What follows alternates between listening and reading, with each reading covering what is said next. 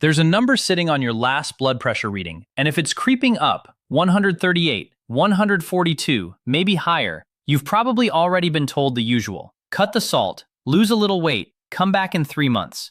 What almost nobody tells you is that there are 6 supplements with real published research behind them, actual controlled trials that can shave a few points off that top number. Not magic, not a replacement for anything your doctor prescribed, but real, measurable help that most people over 60 have never had explained to them properly.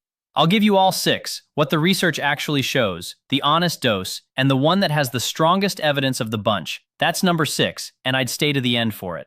But first, why this matters more after 60 than it ever did before. Here's the part that gets skipped at the doctor's office. As we age, our arteries naturally stiffen. The walls get a little less springy, and the heart has to push harder to move blood through them. That's why blood pressure tends to climb in our 60s and 70s, even when nothing else in our life has changed. It's not a personal failing, it's biology. And I know the frustration. You eat reasonably, you walk, you do what you're told, and the number still won't budge. So you start wondering if there's anything else. There is. The catch is that the internet is flooded with supplement claims, and maybe 1 in 10 is honest about how big the effect really is. So today, I'm only giving you the ones with controlled human trials behind them. And I'm going to tell you the real numbers, even when they're smaller than you'd hope. Because a handful of modest, honest gains, stacked together and added to what your doctor's already doing, is how real people actually bring a number down and keep it down. One quick, important thing before we start, and it stays true for all 6. Do not stop, skip, or change a medication your doctor prescribed because of anything you hear in this video. These supplements work alongside care, not instead of it. And before you add any of them, run it past your doctor or pharmacist, because a few of them interact with common medications, and I'll flag exactly which ones as we go. That's not a legal throat clearing. For some of you, it's the difference between safe and not. Good. Number 1, magnesium. This is the one with some of the deepest research behind it, and most older adults are running a little low on it to begin with. It slips out of the diet easily, and certain blood pressure medications, the water pills especially, can flush more of it out. Magnesium helps the smooth muscle lining your blood vessels relax. When those vessels relax, they widen a little, and when they widen, the pressure inside comes down. That's the whole mechanism, and it's a clean one. Now the numbers, honestly. A large analysis of randomized trials published in the journal Hypertension looked at magnesium supplementation in the range of about 500 to 1,000 milligrams a day. The result? Systolic pressure, that's your top number, came down by roughly 2.7 to 5.6 points. The bottom number, diastolic, dropped by about 1.7 to 3.4. Is that going to take you from 160 to 120 on its own? No. And anyone who tells you it will is selling something. But a few points, sustained over years, meaningfully lowers stroke risk. Small and real beats big and fake every time. The practical side. Magnesium glycinate and magnesium citrate are the forms that tend to be gentle and well absorbed. The oxide form is cheap, but mostly just gives people loose stools. Start low. The most common side effect is exactly that, a loosening of the bowels, and that's your signal to ease back on the dose. And here's the safety line you cannot skip. If you have any kidney problems, you do not add magnesium on your own. Damaged kidneys can't clear it well, and it can build up to dangerous levels. So that's a doctor's conversation first, every time. That's the gentle foundation. The next one works hand in hand with it, and it's the one I have to be the most careful with, because for a specific group of you, it's not safe to supplement at all. Number 2, potassium. Think of sodium and potassium as 2 ends of a seesaw. Most of us eat far too much sodium and nowhere near enough potassium, and that imbalance pushes blood pressure up. Potassium helps your kidneys clear excess sodium and helps the vessel walls relax. The American Heart Association leans hard on getting more of it, and it's one of the pillars of the DASH eating pattern that's been shown to lower pressure. But, and this is the most important warning in the entire video, so stay with me, potassium is the one supplement on this list I am genuinely cautious about in pill form for people over 60. Here's why. If you take a very common class of blood pressure medication, the ones ending in pril, like lisinopril, or the ones ending in sartan, like losartan, those drugs already raise the potassium in your blood. Add a potassium supplement on top, and the level can climb too high. Too much potassium can affect your heart rhythm, and that is dangerous. The same caution goes double if your kidneys aren't at full strength, which is common as we age. So here's my honest guidance, and it's different from the others. Get your potassium from food, not pills. unless your doctor specifically tells you otherwise and checks your blood. The food list is easy and it's delicious. Beans and lentils, leafy greens, sweet potatoes, avocado, plain yogurt, salmon. A banana is the famous one, but a baked potato or a cup of white beans has far more. Why include it at all if I'm telling you to be careful? Because the strategy matters even if the pill doesn't apply to you. Shifting the seesaw, less sodium, more potassium-rich food, is one of the best supported dietary moves there is for blood pressure. You just want to do it through your plate, and you want your doctor in the loop if you're on those medications. That's the one to handle with care. The next 3 are simpler, and number 5 surprises almost everyone because it works in hours, not weeks. Number 3, omega-3 fatty acids, fish oil. You've heard of it for the heart in general, but the blood pressure piece has a specific, important catch that the bottle won't tell you. The 2 active components are called EPA and DHA. A large pooled analysis of dozens of trials found that omega-3s do lower blood pressure, but only at a dose most people never reach. The effective range landed around 2 to 3 grams of combined EPA and DHA per day. At that dose, systolic pressure dropped by roughly 2.6 points and diastolic by about 1.7, and the effect was noticeably stronger in people who already had high blood pressure, high cholesterol, or were older. In other words, the people watching this video. Here's the catch, and it's the reason most people get no benefit.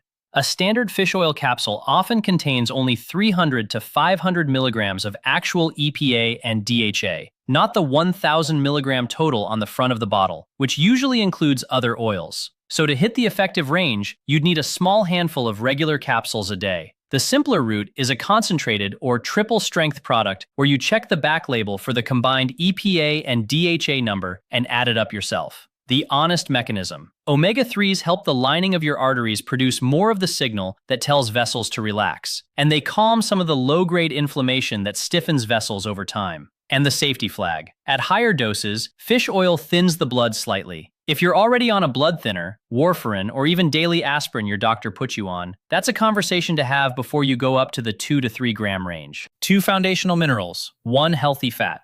Now we move into the ones fewer people know about, starting with one that targets the energy inside your heart muscle itself. Number 4, CoQ10, coenzyme Q10. This one's interesting because of who it helps most. If you're still with me, this next stretch is where it gets genuinely useful, because CoQ10 isn't on most people's radar, and the research has firmed up a lot recently. Your cells make energy in tiny structures called mitochondria, and CoQ10 is a key part of that process, especially in the hard-working heart muscle.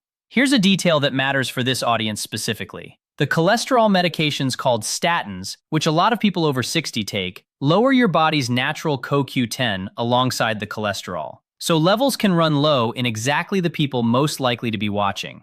The numbers? Straight. A recent analysis pooling dozens of randomized trials found CoQ10 lowered systolic pressure by around 3 to 3.5 points on average.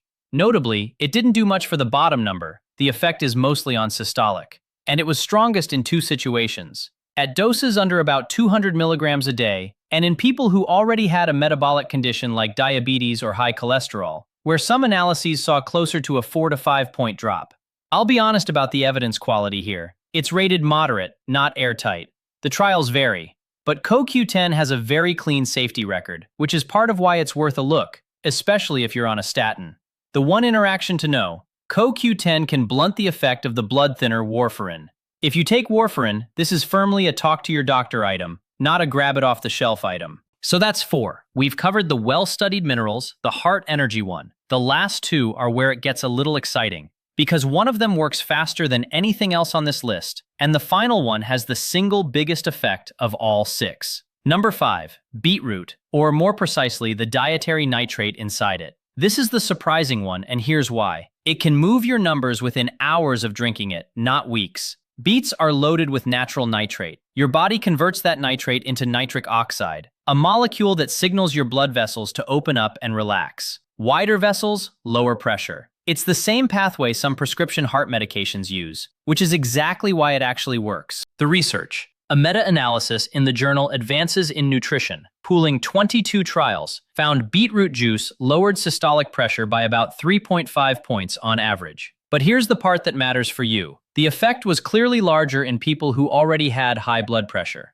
In trials focused specifically on hypertensive adults, the systolic drop ran in the 4 to 5 point range and higher, and one well-run study in hypertensive patients saw a drop of around 9 points after 4 weeks of daily beet juice. The practical side is the best part. This one's basically food. A shot of concentrated beetroot juice or a couple of whole roasted beets does the job. No exotic pill required. 2 honest heads up so you're not alarmed. It can turn your urine and stool a harmless pinkish red. That's the beet pigment, not blood. And if you're on nitrate-based heart medication already, the layer beats slowly and tells your doctor, since you're working the same pathway. I'm going to show you exactly how I'd fit this into a normal day in just a minute. But first, the one with the strongest blood pressure effect of all 6. Number 6. Number 6. Garlic, and specifically aged garlic extract. Of everything on this list, this is the one with the largest measured effect on blood pressure, and I saved it for last on purpose. The active compound is called allicin, and it works through that same nitric oxide pathway, helping vessels relax, with a little extra help loosening the stiffness in the vessel walls themselves. Here are the numbers, and they're the most impressive of the day. A meta-analysis of clinical trials found that in people who already had high blood pressure, garlic supplements lowered systolic pressure by roughly 8 points and diastolic by about 5. To put that in perspective, that's approaching the kind of single-digit drop you'd see from a low dose of some prescription medications, which is genuinely remarkable for something that grows in the ground. Now, I want to be careful and fair because this is the biggest claim of the video. That 8-point figure comes from people who started out hypertensive. The effect is much smaller in people with normal pressure. And the trials use standardized supplements, often aged garlic extract, at consistent doses, not 1 clove on your dinner. Eating garlic with meals is lovely and good for you, but it won't reliably deliver that dose. So if you're going for the blood pressure effect, you're looking at a standardized aged garlic extract taken daily and consistently. The safety flag matters here too. Garlic supplements can thin the blood. If you take warfarin, aspirin, or any other blood thinner, or if you have surgery coming up, this is a must discuss with your doctor item because of bleeding risk. So there are your 6: magnesium, potassium through food, omega-3, CoQ10, beetroot, and garlic. Now, let me make this simple because 6 things can feel like a lot. Here's exactly what I do this week. 4 steps, nothing overwhelming. First, before you buy a single bottle, write down everything you currently take, prescriptions included, and bring this list to your doctor or pharmacist. Say plainly, I'm thinking about adding magnesium, omega-3, CoQ10, beets, and garlic. Does any of it clash with what I'm on? That one 5-minute conversation makes the rest safe. It especially catches the blood thinner and the potassium plus blood pressure med combinations. Second, start with food because it has no downside. Add a potassium-rich food to 2 meals a day. Add a small daily serving of beets, fresh or juiced. You'll have started 2 of the 6 without opening a bottle. Third, if your doctor gives the green light, add just 1 supplement at a time, not all at once. Magnesium glycinate is a sensible first pick for most people. Adding them 1 at a time means that if something doesn't agree with you, you'll know exactly which one. Fourth, measure. Get a home blood pressure cuff. Take your reading at the same time each morning before coffee and write the numbers down. You're not guessing whether this is working. You're watching the actual data over 6 to 8 weeks, which is about how long these effects take to show. And keep your expectations honest and therefore powerful. No single one of these is a cure, and none replaces your medication. But 2 or 3 modest drops, stacked together and added to what you're already doing, is real progress your doctor can see on the chart. Your heart has been quietly working for you every second for 60-some years. Giving it the right inputs, a little more potassium, a little magnesium, some beets, the things with real research behind them, is one of the kindest, most practical things you can do for it, and it's not too late to start. If this gave you something useful, the next video is the one I'd watch right after this. The 3 everyday foods that quietly raise blood pressure that almost nobody suspects, and 2 of them are marketed as healthy foods. It pairs perfectly with what you just learned. Take good care of yourself this week.